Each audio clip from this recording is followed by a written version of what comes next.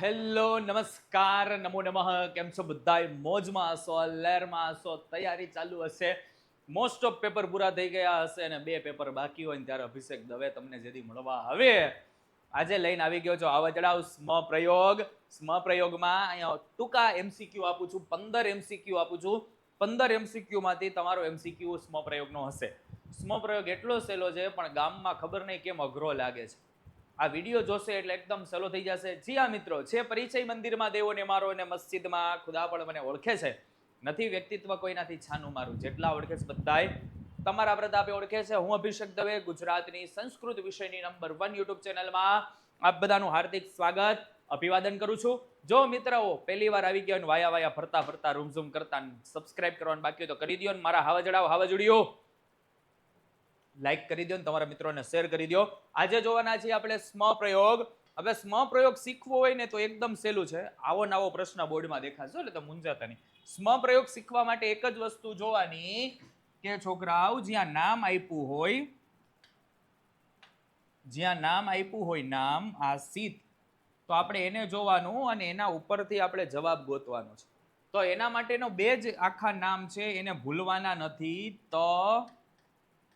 તામ અન તી તહ અંતિ. 90% આમાંથી જ પૂછાય. 90% આમાંથી જ પૂછાય અને એ 90% આ જ હોય. હવે એ તો 10% તમારા નસીબ કહેવાના, આ વખતે વચ્ચેનામાંથી પૂછી લે તોય કઈ વાંધો નથી, પણ વધુ પડતું આ પૂછાય છે. તમે કહેશો સાહેબ આ તમે લખી તો નાખ્યું પણ સમજાય કેમ? એકદમ સહેલું છે. અહીંયા તમે જો આ સી ત આપ્યું છે, તમાં છેલ્લે અડધો ત છે, તો ત છે તો શું થાય? તી.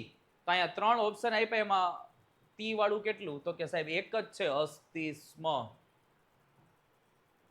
આ સીધો જવાબ. કેટલું સહેલું છે એ જોજો, તમારું કામ અડધું થઈ જશે. અસ્તિસ્મ થઈ ગયું. હવે અહીંયા પાછું જોવો, એ જ શબ્દ આપ્યો છે આ સી ત. જે તમને જાજી પ્રેક્ટિસ કરાવવું એ જ કરજો. તો અહીંયા વર્તમાન કાળમાં આપી દીધું છે અસ્તિસ્મ. હવે અડધો ત આવે તો ખબર પડી જાય તમને બધાને કે મારે તી ગોતવાનો. ચલો આગળ વધીએ.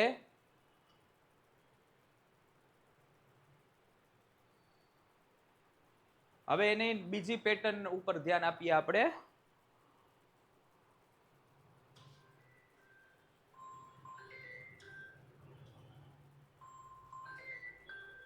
હલો, હા એ ક્લાસે હતો, બોલો ને. ક્લાસે છું, ઘરે જાઉં છું હમણાં. હા હા ઓકે, હા પાક્કું પાક્કું. ના હું આવી જઈશ ભાઈ. હવે જો અહીંયા આપ્યું છે તમને અવસત પ્રત્યવસત, તો અડધો ત આવે એટલે તી ગોતવાનો. જો આવો શબ્દ આપે તો આમાં પ્રતિ થાય, યનો ઈ થઈ જાય. તો પ્રતિવસતી સ્મ. ઘણા બધાને અહીંયા વાંધો પડે છે. પ્રત્યવસત હોય તો પ્રત્યવસતી કર, એવું નહીં. પ્રતિવસતી સ્મ. અહીંયા જો અગચ્છત તો ગચ્છતી સ્મ. તમે સમજો છો? તમને આને આ પ્રશ્ન દેખાઈ શકે છે તો વ્યવસ્થિત. હવે જો અપૃચ્છત તો જવાબ મળી જાય પૃચ્છતી સ્મ. કાંઈ આડાવડો ફેરફાર તમારે છોકરાઓ કરવાનો નથી.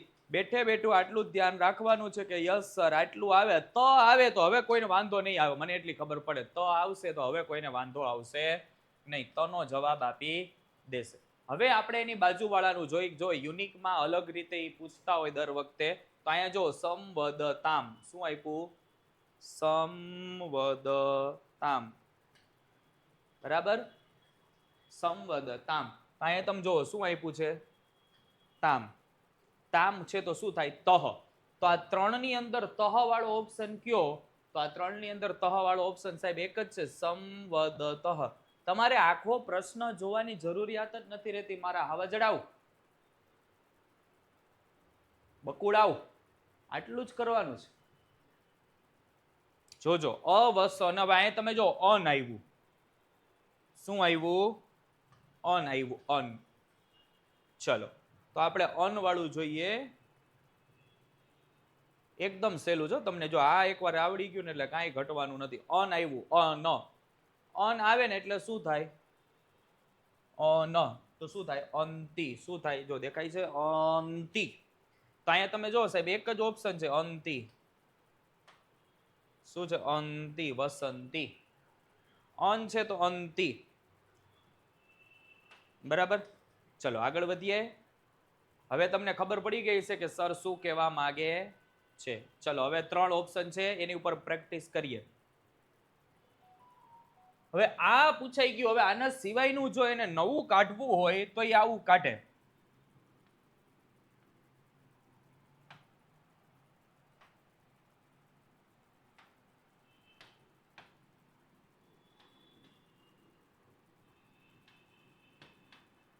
તો ઇતામ તો તામન તો ઇતામ અંતામ તો તે ઇતે અંતે. પડી ખબર? તો જો આખો તો આવે ને આખો તો તે થાય. અહીં જો અયાચ તો અત્યાર સુધી આપણે અડધા તનું કરતા. આખો તો છે તો યાચ તે આવ્યું. શું આવ્યું? યાચ તે સ્મ. અચિંતયત અડધો ત તો ચિંતયતિ સ્મ અડધો ત તી. અરોચત આખો તો રોચતે સ્મ. છોકરાઓ આને આજ એમસીક્યુ દેખાઈ જાહે બેઠે બેઠો એટલે જરાય મૂંઝાતા નહીં. ખાલી આ પ્રેક્ટિસ કરવાની છે. પ્રેક્ટિસ બાકી રહેવી જોઈએ નહીં. માત્ર 15 જ આપું છું પણ એ 15 માંથી બેઠે બેઠો જોવાઈ જાહે તો એટલું કરી લેવાનું છે. ચલો શું આપ્યું? અભવન. અન આવે તો શું થાય? અન તો અંતિ. તો અહીંયા અંતિ આપ્યું. ભવંતી. શું આપ્યું? ભવંતી. બરાબર છે. અન આવ્યું તો શું થાય? અંતિ થાય. હાલો. હા ના નંબર નથી પણ એ સ્કૂલે જ છે. 5 એ નથી. આચાર્યને જ મારે કેવું પડશે. હાલો